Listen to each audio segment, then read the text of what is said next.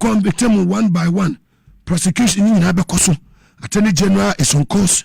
This is Boadu TV. Truth and integrity.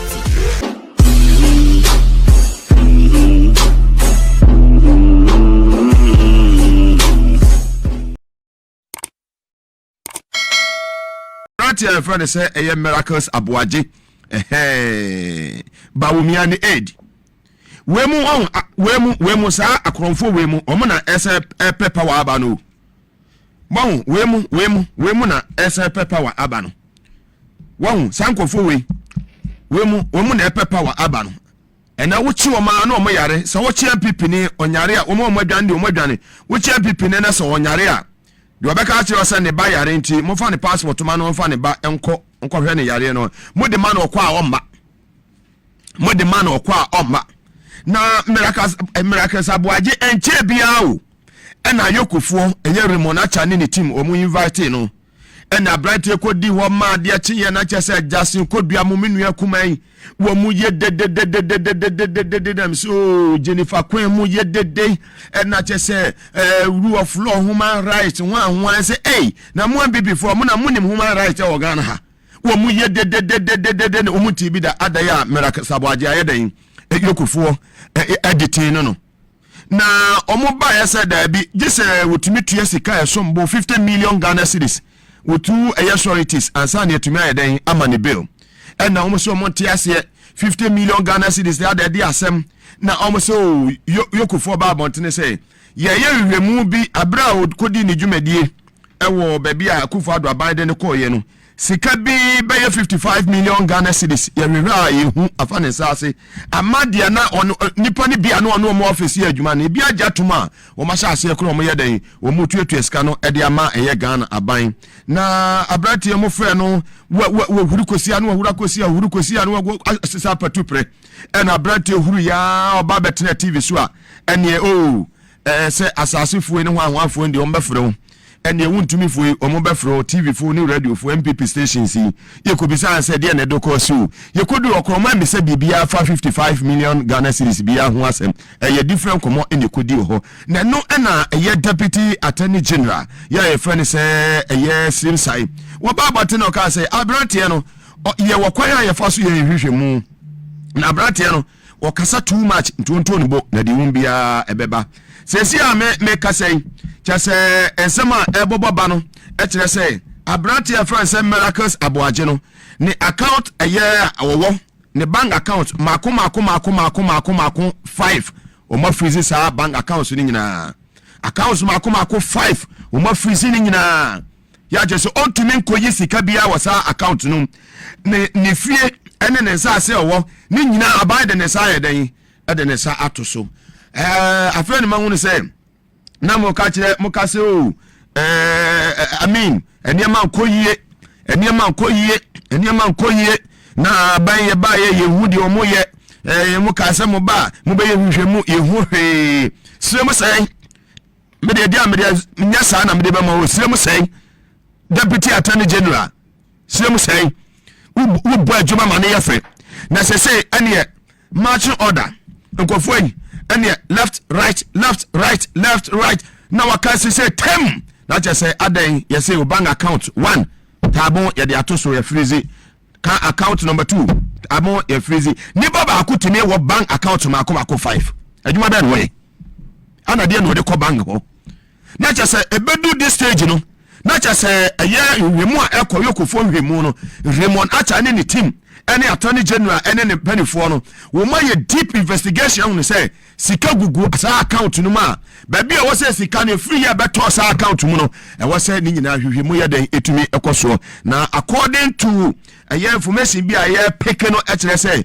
abra no mo ye hand over no aban dada no hand over e de ama aban fufure no enema transition team na enema o mo twetwemu no sika bi ekogugu account no bi ho a na no che say an capture e wasa ye handing over no ti abrante a friend say miracles Aboagye na so aye se wa ye hot pa me se ni brabre no e ti say kankani afidie ayi na agya no anu se ni wonyanwa anase jata onam forest ma 2 weeks wonya aduane niye wonya enamo nwiye saa ne de wonya wa obey dangerous obebi we wicked obebi na miracle se de waye mre miracle sayemre na wo mahu embe before na hu eniema eyeden eboboba no mahu se eniema ekoye mo omunia no ti wo sori ya se bidi why Ghana today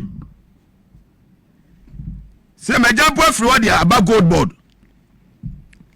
se wo be Excellency John Dramani Mahama na politics no so far so good do ya MDO do ya deputy o do ya minister do ya deputy minister do ya chief executive officer any government institution obien ho an ho abasem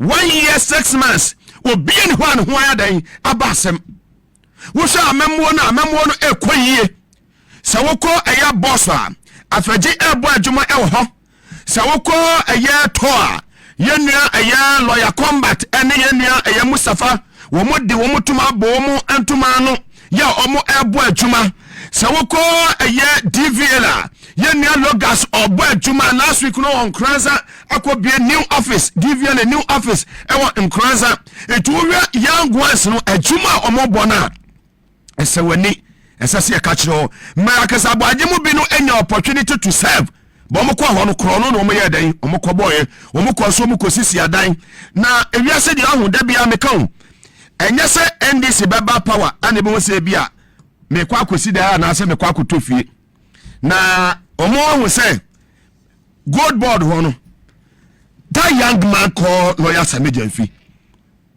atwere yakopon de ama abrantie no nitino abo bew ya when you focus who nya Sammy Gyamfi who and when you be a watemra se say we siemra when you mranimfo what you say when you be a lawyer or a legal practitioner was siem woman me calling to the bar and to oya dia onya dia any problem be dey ebeba na yanu for na hunu say baby a ekeka kono agye kwon omamanya ko ni agu enti na so be ho Ghana today no mo the publication bi aba no ma beto atom wo mo sorry so mo de ba nyina aya atro sa akohwifo no Ghana today fo no akohwifo nko a akwam de wo mo akwam they are hungry akwam de wo mo me say Ghana today fo na akwam yedan edi wo mo enti enu say oh say ye pe baby a ka nipa ya ka na ho asema attention back ho no and ye fa ko Goldbod. The young man was in London last week. Ya rebe bia Sammy Gyamfi lawyer Eddie Goldbod akwa duru na esewani ensase e ka kire wo tell people for no omoda omotumina apia ana atiagu wo so womuda omotumina san say baby a Sammy Gyamfi di Goldbod no enenam no eton Ghana e wo wiase afo na baby a no ano ohye young man obadwuma ano ase etia sey no na obi te sa Sammy Gyamfi obetimi ase na gise ye mu bi ohu yewu mutie ne ye Ghana today ene ya anomfo no me say obi te sa Sammy Gyamfi so obetimi a destroy Sammy Gyamfi a gise ye we so ye nyawu we untouchable we unbreakable and we are unstoppable. 3 things: untouchable, unbreakable and unstoppable.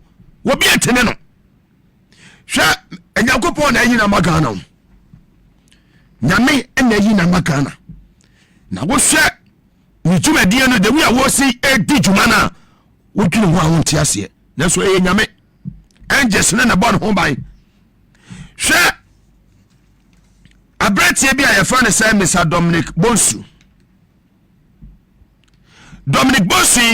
was serve as bodyguard or personal security officer to lawyer Sammy Gyamfi mutianiye on records mutianiye. Yes, and a Goldbod omulo so she say 200 million abrati ana tam Goldbod is 200 million e de dane bibia sa anyhow na hu say miracles Aboagye ho akire no we de abatia fa bibi konum nyan divert attention emfa mpeke enutina me wa me say anya dan emfa anya dan mpeke enutina me wa Ghana today mo shut up sanse me pia do jane na ya wa haya no yes and mutini here the fact of the whole issue is Dominic Boadu Ventures, a licensed company dealing in mining. Now, Goldbod phone will say, almost suspecting, breaches be in terms of terms and conditions be our license. So I said, gold trading directives, in accordance with Ghana Goldbod Act, 2025 Act 1140. Na omo hwehwemu investigation mo carry investigations be and enforcement action later no Mr. Dominic Boadu na womo boni din Ghana today for no edi atro say wafa Sammy Gyamfi Goldbod sika 200 million edi adwane no womo tie no Omo remanded no into lawful custody by the High Court Accra. I can say, you see, why he remains subject to ongoing legal proceedings.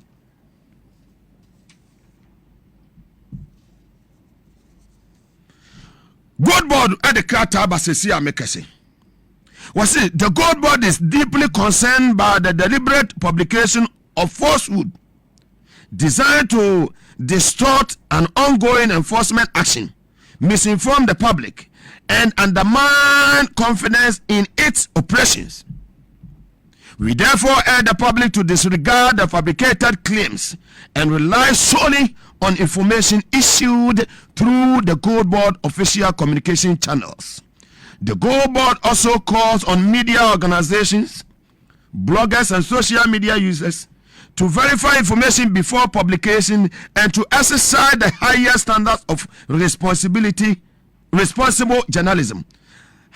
Higher standards of responsible journalism. Goldbod remains committed to enforcing the laws governing Ghana's gold trading sector fairly, professionally, and without fear or favor. Issued by Media Relations Unit, Ghana Goldbod. Fantastic one. Case close. Enti mo ekwanya sa eye Dominic Boadu no si ameka wa ha wonte me kotie ya anofo no mu tu futuo mu wani ena Sammy Gyamfi the bodyguard wafa ne sick wafa Goldbod sika 200 million abrante for say Dominic Boadu no anya Sammy Gyamfi bodyguard da why pull abrante ne man adwuma bia so anya man say ne bodyguard da eya tro akohwe atro a calculated attempt to destroy the gentleman. A chuma wa bonoso. Etia tracing. Yes, she said, Juma Parian for Juma. Yes, she said, Juma. Etia Ben the day, ya pekwa biso, never bakumatum. Na I said, your mama appointees, one mobile check. National scandal be at me pay into a wine. You are born homady into a Goldbod honor, a horse so. At the side of combat and so a soldier good to honor. And your hair. Yamfa we weekly when you target. What must you send baby? What must you send baby? Wait, Sammy Gyamfi and fat. A 12 and chai and fat. Be behind your eye. Sika behind your eye. It will Goldbod ho. 200 million Ghana behind your eye. Tell you, Bossy, can't mutungu. Tankolega biga Mugabe Masi. It's an maybe. Moya man and my back. Dear Kawahano, we are bear man. So we are Bama, on your bag, a big on your cramaba. We saw your Bama. Bring it on. Yes.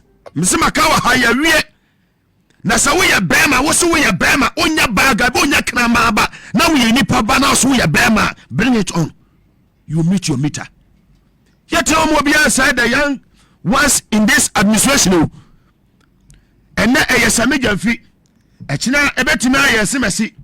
It is a nay. Sammy Gyamfi your number one target. Yan destroy no. Ya won say baby Ghana ekono ekonanim ye for Sammy Gyamfi and destroy no ye for another young man ye destroy no ye for another man ye destroy no yet na wa emwaye me nim reason tia me da so radio ni TV show ya no for no omo da me base omo da omo tumi na because omo nim dia me ba meka yes me nim say Sammy Gyamfi so Ghana ha kwa na woni Ghana ha woman nim adwuma wakodi e last week e London. Yes, God na ma wi agumu de mo nyina mo po de bako Goldbod ama Sammy Gyamfi ato akrofo galam say God no ye hyehye mo pass no ni nyina mo de bako ama Sammy Gyamfi ato wotime fa tu kwa ha entra airport bia ma ni nye organ ha me can without fear or favor. Try and see try na be say yes powers ne ye adwuma sana mo se yetimi njele obi a mo se yetimi NDC de wo mutimi nya hwe afede ba hodi akọ sikadie basabasa na mo bedi ye no afa ne mra na so ye be la ne mo app sa ECG containers ana wa hwamo wo bi a wo PDS wo bi a wo payment bi a mo ye ekwan ne atua $29 million last week. Now na Kwame Aboagye Gavins our parliament the floor the August house $29 million at the Mobi near Tiaman na kwani anye. Yes, a byway abaya aba akontabua wojira ne naso na say wo mu de ko GRA boss no so ayo panyine Anthony Sapon wo ma wo se o twetwa tokro bi awa port ho a sa ayo publican for wo mu de publican for no e baaye no within 3 months na Ghana etu aye jeje kakra jeje watama duty amanfo tua no na fa akwa amanfo botum publican for e baaye within 3 months port wa ya generate aye $300 million abekanda dan akonofo and over office bia ya no for no da association. Yes, boni and almost our offices no mudi ba ye be yimu maku ba bia be ko bia institution bia o mo da so ho ba ye be yimu maku. You shouldn't dare make any wrong move in this country. Afanyamo esori anu mo cancel hunu at time it is just a matter of time. The deuces are for your say a pekena. You go for bongo to say bibi Ghana ha. Move say be agro. Move say abaway agro ni edi. 2 years ekwa mayo. 2 years am I. And ye chi obi na ye jeli obi manipa ye dede Ghana ha. Ye jeli obi Ghana ha manipa ye dede. Alaji Osman oni abusua. Hai, Alaji Osman oni abusua. Won manyafo tavi no oni abusua. Abuga pele no oni abusua. Opanye UG Bafu Boni, the current Chief Justice Linia, Akufo-Addo Chelino, no near Busia, useless ones. If you say better, Mama, you did Ghana, I'll sign here for. Breaking the corner where you are, told her there you dare not. A Janet yet, Debbie Ameka, Namimi Jadada, Bugum me Jadada, Nasa de Makutujim, Kobe Jume Kosu, and the deputy MD Betrasi. A Jumane Kosu. BNA Akufo-Addo turn $22 million no. Young man, yeah when combat to on 45 years you. When any deputy will not turn things around. Within 1 year. Tor is back. Goldbod, agent and also. A jambi before. Samosimu besua. Mude moya asian suntem.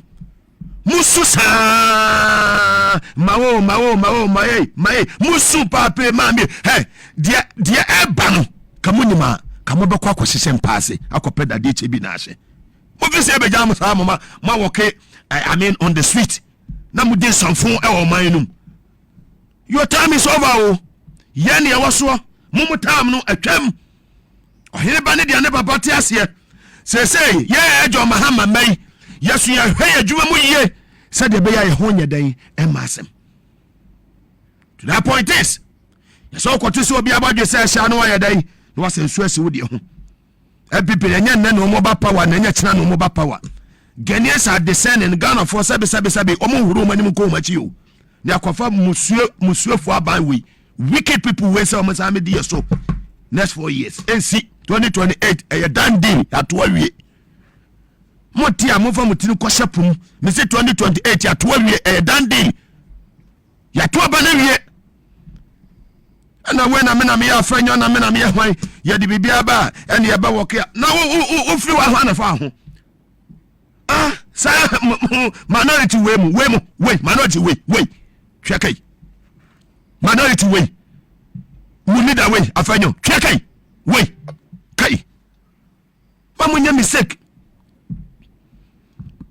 power ne dia emem kra mama so da say Ghana for say ko fama baby ne usi da ya hoto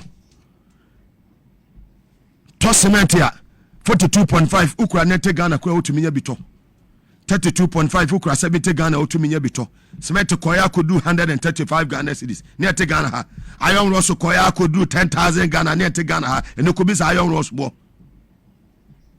ebe transa akofa kotobe kunba abanfo kan kata tetwe mu ama Ghana fo omo be wuwu e Ghana ha adai pa bofo we yesa kofo mo say omo medi wo man we so da bi da NC Bieja na gomoso no hu say yes. Me cheja ta watra forest 2 weeks ya wonya na monwe. Ko so udi be sia mi am do beto form. Power to the people. Ghana koyi. His Excellency John Dramani Mohammed Tutu niema yie. Ni Chief of Staff Honorable General Zabra Aboagye, ni Vice President Maame Prof Boadu, Wudu Jubilee House why din. Ekane no ne akosesa ex-convict for every America. And you don't be Jubilee House abedin sanfon maso covid jama mama ware a Jubilee House ne ware mo fi say ya sanitize ho e free na mo de kogu ho nyina ya clean ho the man Dr. Kalisus greetings ya mama Valerie greetings our board chairman to honorable Bilijo any board of directors in your greetings to the MD to the management to the entire staff yakopon shiramo woman will say baby ekono enko yie oh when I we asem ni de hwinimo we asem ni de hwinimo we asem ni de hwinimo na omu na machire ye de pray bargain useless ones ena na bi mo anya no na mo kasa mutam baba na nsenya ba boma bonwo mo nyina mo be yemre si enya say ya se afa won kwa masa no si bia be ya bia no ana mo se de said nam tamakuru ya ya den court ya den eden ho ache ni to mo nya de mo TV la ei mo papa MPP for mo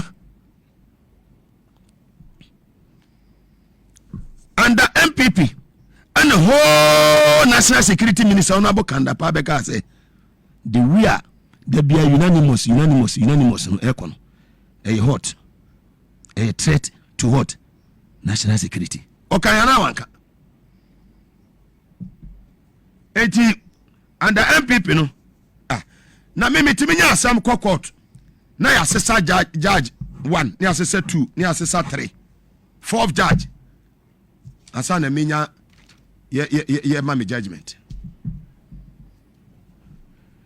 etimi di asama akase ye no obeba na transfer judge ne de ne ko ba bi foforo yesi ensan start foforo bi all because say ye pese ye perfect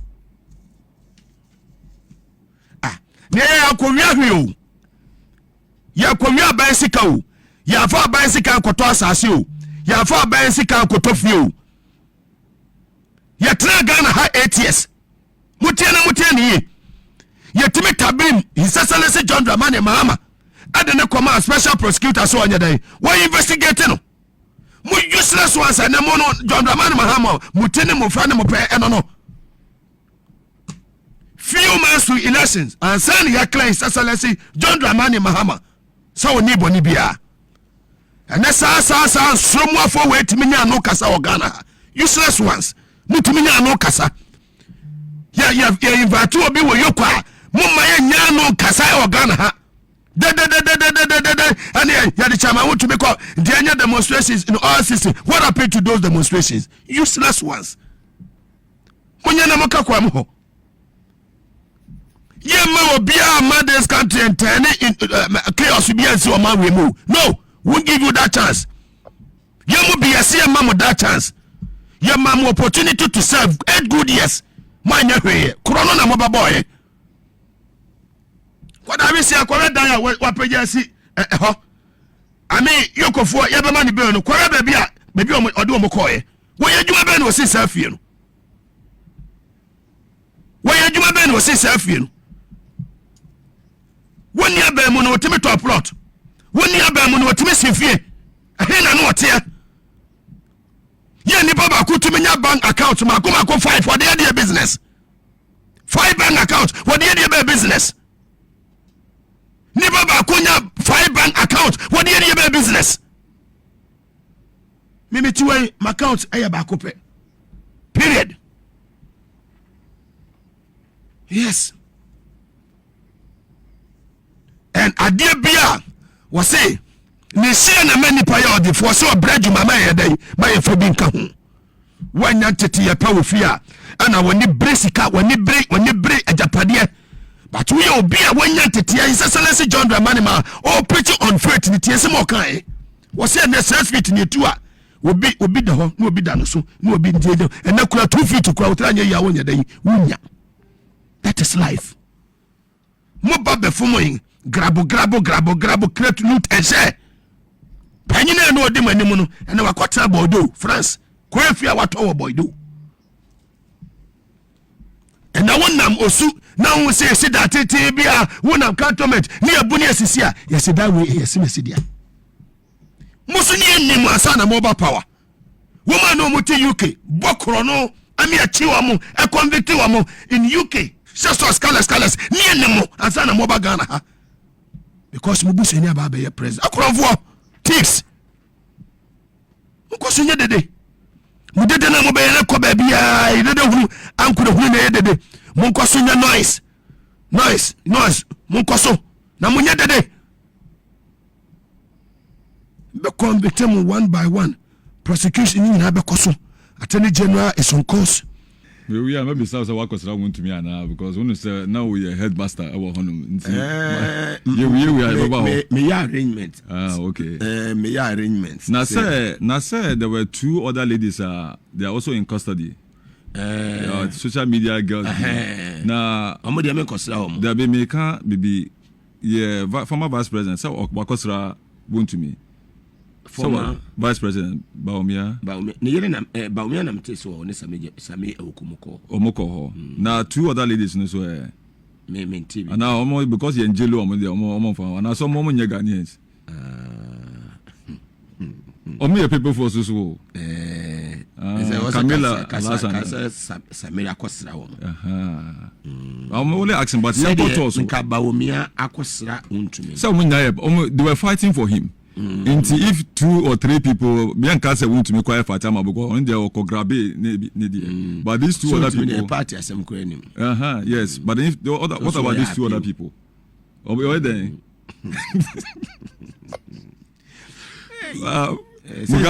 Well, you're 2 weeks. Oh, I mean, Monday, right? So 2 weeks. 2 weeks out of 20 years. Yeah. Now, honorable Mr. Fasa, who you are no best line. Nay, dear, 3 months. Judge, I say 3 months. No, yes, 30,000 Ghana cedis each. We went to me piano, and ye, we say, Chawaman, I can't want I for. At least I said 30,000 yen for man.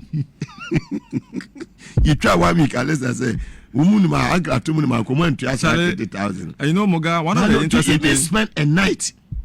One of the interesting things is that you see, and one of the things Ghana for to Obama NDC.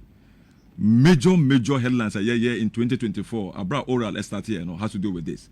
Look at the euphoria out there. Abra want to me omojele. I'm not saying that we should just wake up. And you see, for the Honorable Attorney General, he does a meticulous job before he wants.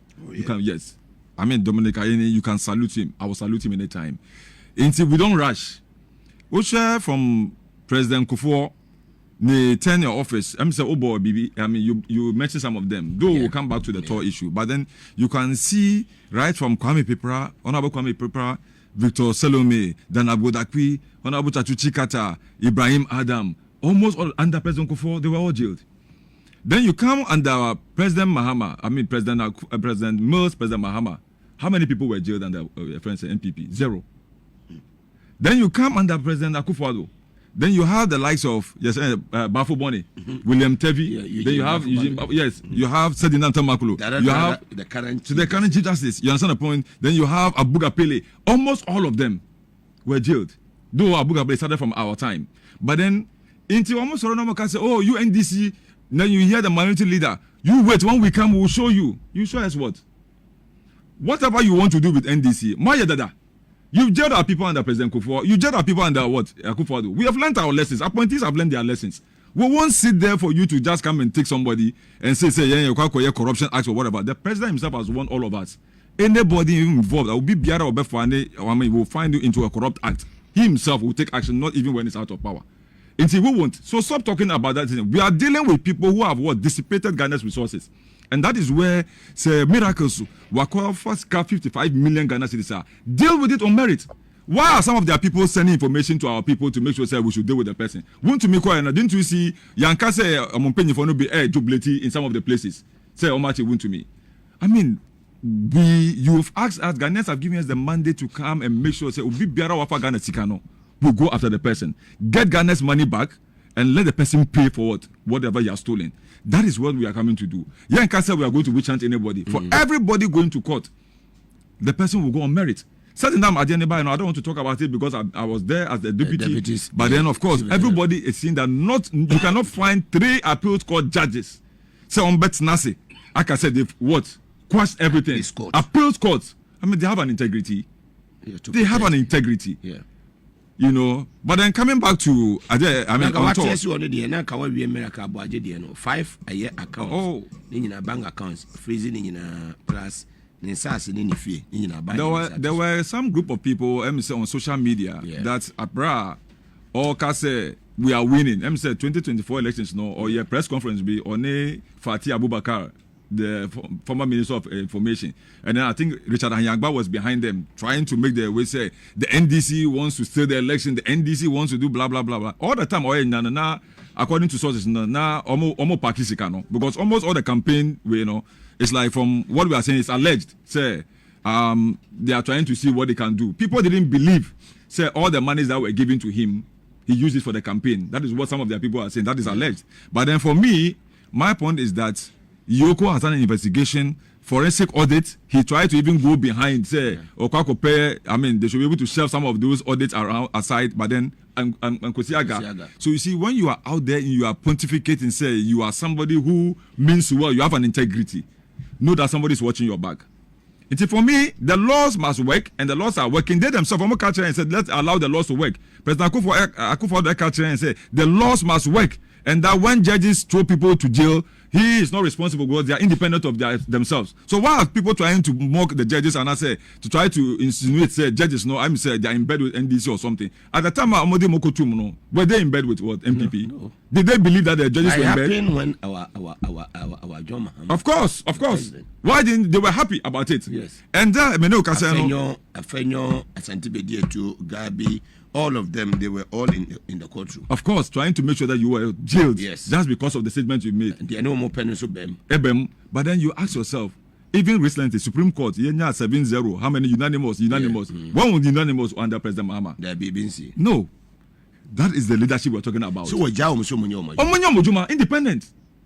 Or can I say about this constitutional committee and I say, or per third term, or per wait term, or whatever, though some of us have our own way, But then also, let's allow the Supreme Court to do. He has his own way. Or interpreting us say, yes, that's it. That's the Supreme Court decision. And see, for me, miracles must face the law. But he himself goes to bring documents of people. Court to mind people before judgment to managing. Say there. And now today, me share a video be about chairman Sabo. So I say, I saw for Nkasabi. Ade, Omon Kasabium. Now, Dabi. Even share what happened. I mean, on one Galamsey issues or something. Yeah. The chief, I mean, the pastor spoke. Some of the either Methodists or Pentecost or something, they spoke about Galamsey at some point in time. They have not been quiet. But the point is that they go on issues. If there's nothing to talk about, they don't talk. Yes. But then your administration, what me other pastor say, Pastor Yesi, what me other chief say, chief, sorry, what me other people just like that. You didn't give respect. But President Mahama, look at how he was preaching in church yesterday. Look at how he was preaching. One will say, how many former presidents? Even when he went to, a church yesterday. No? That's what I'm saying. Maybe a demand so on. There be Otina 4th or 5th. There be our church. He's at the back. He doesn't sit in front. There be our church. No, no, and you see a lot of his security. No. Ahun Brase, Asumje. No. And he take the mic. Obobia and then state protocol. Yeah. I mean, that is the leader we're always talking about. Once there's fear of God in you, everything works. And that is why they say, when the righteous rule, my people what? Rejoice. In the righteous, that's President Mahama. Mm-hmm. But when the wicked rules, trouble. I don't need to say. But then let me just come back to Yanye organization. Okay. One of the things, Mugabe, I wanted you to understand is, as part of the ways are raising revenue, to make sure that we are self-reliant, even though, of course, make it profit. Yes, I make it profit. You can't say, of course, I mean, we need money. And like Epo needs more, though it, I mean, it has more water. Esla receivables, no, of course. Yeah, minister. Yes, honorable. Yes, unforcing money. We need money. But then the point is that we didn't sleep. You're you're tolling, our loading guard, you knew some party, some about $1 per barrel, $1 or $2 per barrel. No. You're renegotiating all of these contracts. And my kitchen say, whatever is due for storage, 4.5, loading gantries, it be 7, and your friend said processing, it be 5. We make sure that we got value for money because and you see, last year alone, if I'm not mistaken, we made about 20-something million just around September. About 20-something million Ghana cedis as our profit, just like that. Wow! So you can see that whatever we put our hands on, yet you have $3 million on insurance. $3 million. The refinery didn't have an insurance cover. The insurance. I mean, yes, I see. They came with that. Combat had to sign a check to pay for our insurance. 3 million, I mean, if you have 2 million, I mean, so I got $1 million to be able to pay. They are even on us before we could start. That's the huge risk that we had to take. And so, the kind of debt, and the kind of transformation I am assuring Ghanaians that every sector, I'm talking about NIB, I'm talking about GCB, ADB, DVLA, look at the transformation. All sectors are working. Goldbod. Every sector is working. And we mean it because we want to leave a legacy and we want to be in power for so long. Cocoa marketing, wisdom, I mean, Randy, all of them, wisdom, Madamfo, doing fantastic. Randy Abbey, fantastic, all of them. Interdicted some senior officers. Oh, I see. For me, Yoko is still investigating. Even some of the people, UK is investigating. Of course, I mean, there are investigations ongoing about the deals that happened in the past and some of our products are Omolusi and so on and so forth. Wow. They write to us, we write to them, so we are communicating. So for me, there are a number of people who stand, they know. So prosecution is on the way. And the rest, master, they should forget it because it will not work. What the people of Ghana want is accountability. What they want is to make sure that the monies that you've stolen, you pay back those monies and then serve the sentence for which you stole those monies. That is all we want. So for me, Moga, I want to thank you so much. I want to thank the board, the management, the unions, and everybody. Our managing director is steering the affair so well. And I think that Senator Obika, or say, in some of the critical areas that are not functioning, so that at least you can go and save that place and meantime and come back. But then I think that is the wisdom and the prayers of all of us. The president has shown leadership and continues to encourage us. That is, I mean, we have CCTVs, cameras all over the refinery now. Nobody can decide to go and do whatever he wants to do. Every eye, the military, the national security, everybody is watching Tamawa Refinery as I speak to you now. Wow. You can't enter Tamawa Refinery and think that is the days of it. Security is tight. Yeah. And like I'm saying, we are making sure that everybody is happy. And one of the interesting things you should know is almost all the president Abano, I don't know whether I've said it, but from Obama to, your friend saying Clinton, any Air Force One that touches down here, 80K, need the service or more. The aviation fuel from Tor is what we used to serve any Air Force One that comes into town. I'm telling you, they don't go anywhere. They come to our lab, they test it and make sure that it's in good state. That's what we used to fuel them. And that should tell you what Tor lab or Tor is made up of. Aviation fuel and ATK. And we produce in large quantities. So you're producing ATK in large quantities. MPA normally will not allow you to be able to bring imported aviation. And so far, the Jubilee Code is giving us a lot of ATK and we are seeing maximum, friends, and production out of it. Very well. Honorable Mustafa. I want everybody to believe in the leadership of President Mahama. He knew what he was coming back to do. Ghana for Eto Abalmano. He's back, and you could see, say, for a long period, we have a stable currency. For a long period, all the promises we are making, and I say, we have begun fulfilling those promises. Omoka say, Obetra Free Senior High School, Mugabe Bissau, Obetra Free Senior High School, and has it been scrapped? Is it not there? And so we want you to decipher that there are very, very good politicians, and I say politicians with dignity. And that is what President Mahama stands for. Visionary, strategic, hardworking, transformation is his hallmark. And every agency must leave a legacy. So that one day, or we can give an account of whatever we are going to do. And that is why Yasha say on this kind of People's Forum at Okwa Bontin, everywhere with his ministers. So believe in us Ghanaians, give us patience. Our party people continue to have patience. I am telling you, the more and more we stay, the more we should be able to do. All of us must get back and help our base. All of us must get back to help our people. Wherever you can support somebody, try and offer that support to that person. Even if you don't have how you talk to the person, it's always important. Look at the style of President Mahama and know how to deal with each and every one when you go out there.